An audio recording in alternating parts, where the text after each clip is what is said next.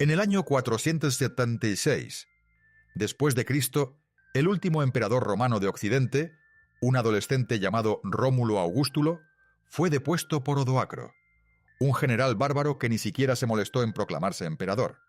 Lo envió al exilio con una pensión. Si te parece un fin poco dramático para el mayor imperio de la historia, es porque tienes razón. Roma no cayó en el año 476, llevaba 2 siglos cayendo. Y eso es exactamente lo que hace su historia tan útil para entender el presente. Los imperios no colapsan de golpe. Colapsan lentamente, de forma invisible, a través de decisiones que en su momento parecen razonables. Y cuando el colapso finalmente llega, la gente se pregunta cómo fue posible que nadie lo viera venir. Primero, el tamaño del monstruo. En el año 117 después de Cristo, bajo el emperador Trajano, el Imperio Romano alcanzó su máxima extensión: 5 millones de kilómetros cuadrados, 75 millones de personas. La economía más integrada que el mundo había visto hasta ese momento. Una red de 80.000 kilómetros de calzadas, un sistema monetario unificado, puertos comerciales desde el Atlántico hasta el Mar Negro. Roma no era un estado, era un sistema operativo para organizar el mundo conocido. Y cuando ese sistema operativo empezó a fallar, todo lo que dependía de él falló también. El primer mecanismo del colapso es el hubris del éxito. Roma dominó durante tanto tiempo que sus élites comenzaron a confundir su dominación con una ley natural del universo. No era soberbia simple. Era algo más sutil y más peligroso: la incapacidad cognitiva de imaginar un mundo sin Roma. Los historiadores romanos no escribían sobre el posible declive del imperio como un riesgo real. Lo descartaban como imposible. Cuando eres el sistema operativo del mundo, no puedes imaginar que el mundo pueda funcionar sin ti. Este mecanismo tiene un nombre moderno: pensamiento grupal institucional. Y lo vemos hoy en organizaciones que han sobrevivido tanto tiempo que han confundido su supervivencia pasada con una garantía de supervivencia futura. El segundo mecanismo: la trampa de los incentivos perversos. Roma desarrolló a lo largo de siglos un sistema donde los generales victoriosos eran premiados con riqueza, tierras y gloria. Un sistema perfecto para ganar guerras. Un sistema desastroso para mantener la paz. Porque si tu carrera, tu fortuna y tu legado dependen de victorias militares, tienes todos los incentivos para encontrar guerras, para no negociar cuando podrías negociar, para expandir cuando podrías consolidar. El resultado fue una máquina bélica que no tenía botón de parada. Cada victoria generaba la necesidad de nuevas fronteras que defender. Cada frontera nueva requería más ejércitos requerían más impuestos empobrecían a los ciudadanos que debían costear esos ejércitos. El ciclo era autodestructivo desde el principio. La sobreextensión imperial es el tercer mecanismo, y el más visible en el mapa. En el año 117, Roma controlaba 5 millones de kilómetros cuadrados. Eso significaba 80.000 kilómetros de fronteras que defender. Cada kilómetro de frontera requería soldados, suministros, logística. Y a diferencia de las fronteras naturales, ríos, montañas, desiertos, muchas fronteras romanas eran arbitrarias líneas en tierras hostiles. El coste de defensa creció más rápido que la capacidad del sistema para financiarlo. Los economistas llaman a esto rendimientos decrecientes de escala. Cuando el coste marginal de defender un territorio supera el beneficio marginal de controlarlo, el imperio ya está en declive. Solo tarda en darse cuenta. El cuarto mecanismo es el más moderno: la devaluación de la moneda. El denario romano era originalmente una moneda de plata pura. En el siglo I después de Cristo, contenía un 93% de plata. Para el año 265, ese porcentaje había caído al 2%. ¿Por qué? Porque el gobierno romano necesitaba pagar a sus ejércitos y no tenía suficiente plata. La solución fue diluyar las monedas con metales baratos. El resultado fue exactamente el que podría predecir cualquier economista: inflación masiva. Los precios en el Imperio Romano aumentaron en un factor de 50 entre los años 200 y 300. Los ciudadanos que habían ahorrado en denarios vieron sus ahorros destruidos. La confianza en el sistema económico colapsó antes que el sistema político. El quinto mecanismo es el que más directamente causó el colapso final: la externalización del ejército. A medida que el coste de mantener ejércitos romanos crecía y el número de ciudadanos dispuestos a alistarse caía, Roma adoptó una solución pragmática: contratar guerreros bárbaros para defender sus fronteras. Los foederati, aliados militares de origen germánico, godo, junno, se convirtieron en la columna vertebral del ejército romano tardío. La lógica era impecable a corto plazo. El problema, cuando externalizas tu defensa, también externalizas tu lealtad. En el año 410, Alarico, líder visigodo que había comandado ejércitos romanos durante años, decidió cobrar lo que Roma le debía, y lo cobró saqueando la ciudad de Roma. La plaga antonina merece un capítulo propio porque introdujo una variable que nadie en el Senado romano podía controlar. Entre los años 165 y 180 después de Cristo, una pandemia devastó el Imperio Romano. Las estimaciones modernas sugieren que murió entre el 5 y el 10% de la población total, entre 3 y 5 millones de personas.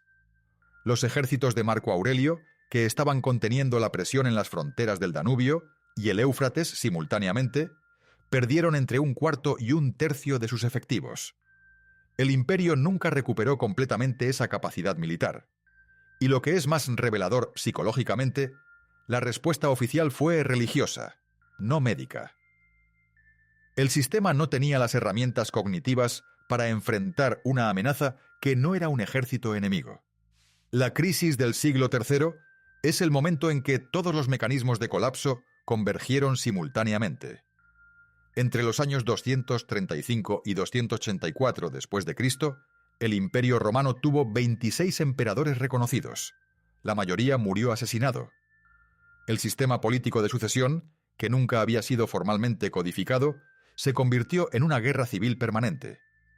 Las provincias empezaron a actuar de manera autónoma. El Imperio Romano se fragmentó temporalmente en 3 estados rivales. El comercio interior colapsó. La infraestructura de las calzadas dejó de mantenerse. En 50 años, Roma pasó del siglo de oro al caos sistémico.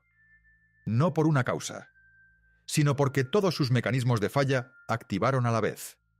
Diocleciano salvó el imperio, temporalmente.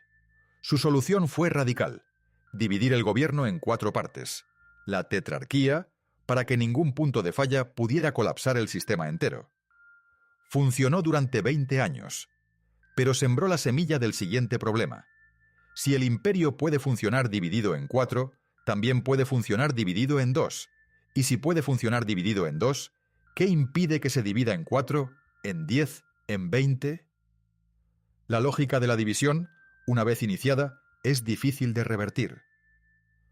Constantino reunificó el imperio en 324, pero trasladó la capital a Constantinopla, lo que hoy es Estambul, dejando a Roma como símbolo sin función. Un sistema cuyos líderes ya no creen que merece defensa en su lugar original, ya está psicológicamente abandonado. La pregunta que los historiadores llevan siglos debatiendo es: ¿cayó Roma o fue transformada? El Imperio Romano de Oriente, Bizancio, sobrevivió casi 1000 años más, hasta 1453. La Iglesia Católica heredó la estructura administrativa romana. Las leyes romanas son la base del derecho continental europeo hasta hoy. El latín evolucionó en 8 lenguas que hablan 800 millones de personas. En este sentido, Roma nunca cayó. Simplemente se convirtió en otra cosa. Pero esa visión, aunque verdadera, oscurece el punto relevante para este análisis. Las personas que vivieron en Britania, en la Galia, en España entre los años 400 y 600, experimentaron el colapso como una catástrofe real. Ciudades abandonadas, comercio destruido, esperanza de vida en caída.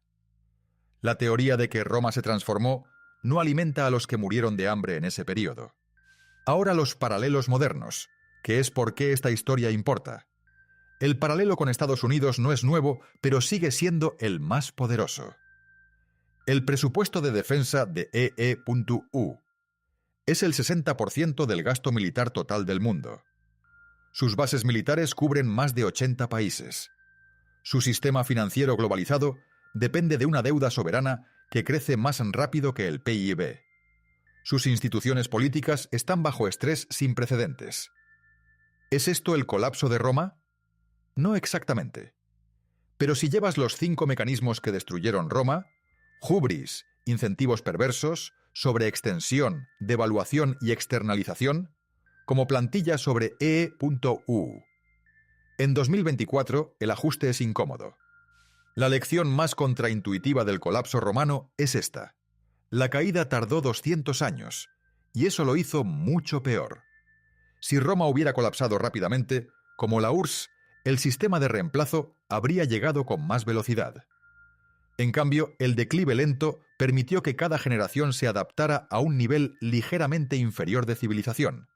Cada generación normalizó el deterioro de la anterior. Y cuando finalmente llegó el colapso terminal, nadie tenía memoria institucional de cómo había sido el sistema en su apogeo.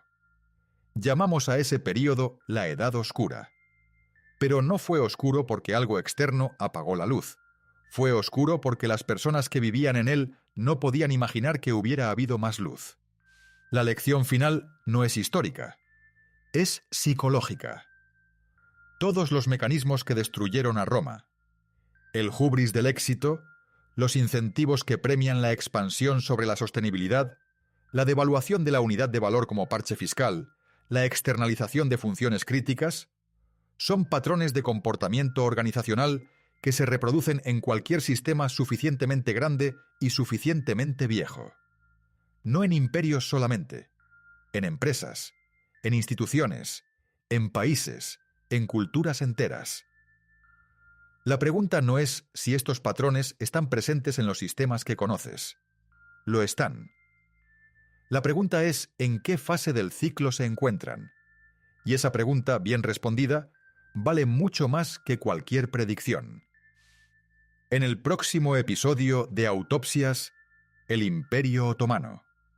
600 años de poder que no cayeron por la guerra, sino porque la identidad se convirtió en trampa. Un califa que no supo ser otra cosa que califa. Una civilización que confundió la tradición con la invulnerabilidad. Y Mustafa Kemal Atatürk, el hombre que destruyó 600 años de historia en una década, y que construyó algo completamente nuevo sobre las ruinas. Si esta autopsia te hizo pensar, suscríbete. Curiosa profundidad.